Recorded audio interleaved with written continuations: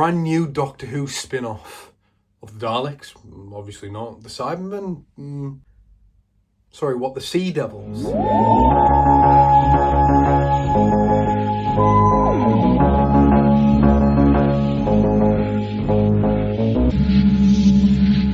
Hello, welcome to the Northern Dalek YouTube channel. Today I'm going to be talking about the war between the land and the sea, the brand new Doctor Who spin-off that we just had. We've got 2 episodes out at the minute. Next week there's another 2 episodes and then the final will be dropping. There's only 5 parts of this mini-series. And I just thought, I'm going to make a review on it. I didn't get around to making a review on season 2.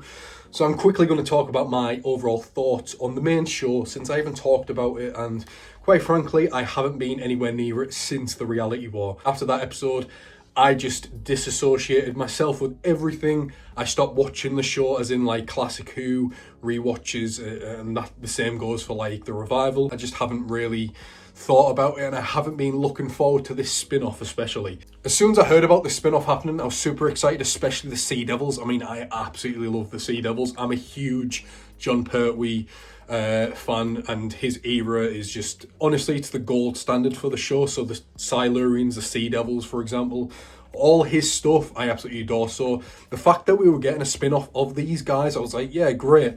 And then we saw what they looked like, and this was coming off the back of probably one of the worst, if not the worst final in, I would probably say, in all of Who. The Empire of Death, The Legend of Ruby Sunday, that was pretty bad as well. So when I say I was burnt out with the show, I mean I was fully burnt out. I was so just angry and just like, fuck it, I'm done. I'm not watching anything else. Whatever comes out, I couldn't care. And then this came out. So there was 2 episodes that dropped last night, and yeah, they're pretty good. Yeah, going into this, my expectations were super low, and I mean like rock bottom. I was genuinely ready to hate this thing, just ready to completely dismiss it. But I kept on joking with a lot of friends of mine, saying this is probably going to be better than the main show. Watch it be better than the main show. Watch it be something like Torchwood, Children of Earth or something like that, which is arguably one of Russell T Davies' best contributions to the show as a whole. Funny enough, another spin-off. It's sort of like he kind of excels at the spin-offs but doesn't really in the main show. Not to take away from his first era, because that is great, Say like his second one, yeah, it's pretty abysmal. Apart from the 60th anniversary specials, though, those 3 episodes I will defend. I'll die on that hill defending, because I love them. And that's probably the last time I truly loved the show. So coming out of episode 1, I thought, yeah, this is great. I love the setup. And before I go any further, I just quickly want to talk about the redesign of the Sea Devils. The Sea Devil design, as in the original, is a classic. It is timeless. Yeah, some people may say it's a bit goofy or whatever, but it is classic Who at its best. That and the original Silurian for me, on top of many, many other monsters. But when you're thinking about 70s Who, especially Pertwee's era, the Sea Devils are right up there in terms of like imagery and stuff like that. That design is amazing. And for months leading up to it, I was like, I really don't like it, because I thought Salt was Sea Devil. Salt is another species altogether. Now, I have an idea that she may be a fish person from Atlantis. If they reveal something like that, brilliant, fantastic. But let's talk about the actual Sea Devils. I love them. I genuinely love this new redesign, and I think it's definitely one of the better redesigns that we've had on a classic monster. Now, I know the Sea Devils came back in The Legend of the Sea Devils with Jodie, and they look like them classic selves, which is great. But then we get a redesign, and it's kind of like, you brought them back looking as good as they were in that special to then redesign them. But in terms of my opinions on the new redesign after actually seeing them in motion and in the show, yeah, I really love them. I want figures of them, I can't lie. Visually, the show looks incredible. The money is there. You can tell the money has been spent for locations, just the way it's shot, just everything about it. This looks like what we were promised when Russell was saying, yeah, we're going to have all this money, the show's going to look amazing. Yeah, this is what I was expecting, not what we actually got for the main show. The show follows Unit, and yeah, Unit are fine. I'm not crazy about modern Unit. I prefer the old family, with the brig and Sergeant Benton and whatnot. But the new Unit is fine. Kate's all right. She's she's definitely getting better in terms of her characterization. I know she's been around for a few years, but there is a subplot with that character and Colonel Ibrahim, is it?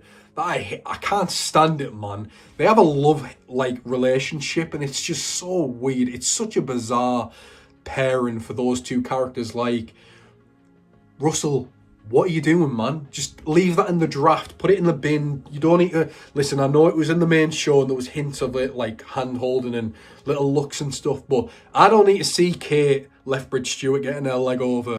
But in terms of the rest of the cast regarding Unit, yeah, they're fine, but it is definitely one of my biggest issues with Unit. They don't really have standout characters. I mean, the Vlinks was arguably one of my favourite new additions to the Unit family of, like, this era. And he's a machine, like he's just a robot that sits there talking shit half the time and he does nothing. But then we've got our main character, Barclay, I believe his name is, and yeah, he's played by Russell Tovey, is it?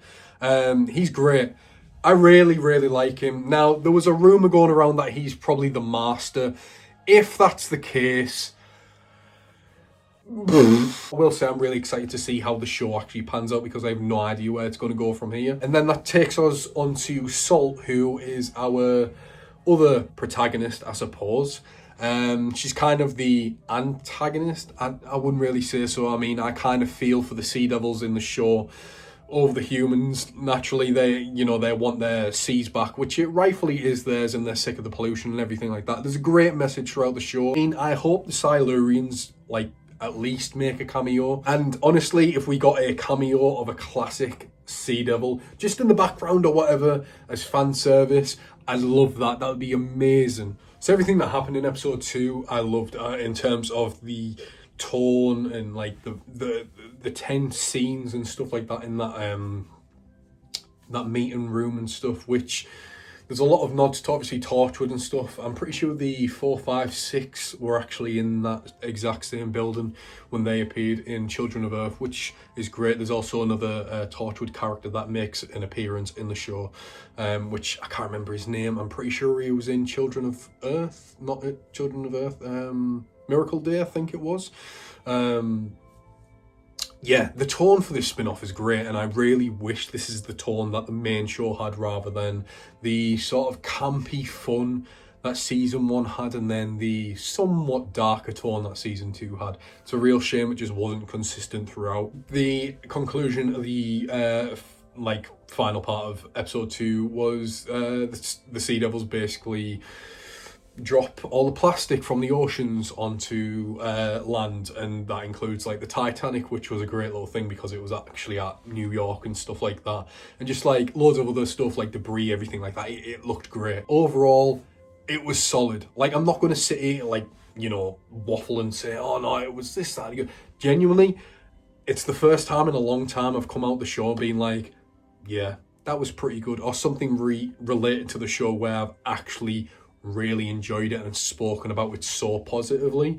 Again, I think the last time I really did that was when we were experiencing the 60th anniversary specials. Now, Russell has confirmed the Doctor will not make any appearance in the spin-off. Thank God. Listen, just go away from the main show as long as you can. I know it's coming back in 2026 and there's going to be a whole ordeal with how it's going to wrap up, I suppose, with this era and whatnot. And I genuinely couldn't give a shit about the main show at the minute. Like, it is the least of my concerns. I just hope it sticks to landing. I hope we just get a really good 5-part mini-series that just sticks to landing and is solid throughout. So yeah, thank you so much for watching. Hopefully you've enjoyed this. I am going to make another video for next week's episodes and again the final. But yeah, thank you so much for watching. Hopefully you've enjoyed the video. Let me know how you find this like review format and stuff. I've been testing out the lights again. Thank you so much for watching. I'll see you later.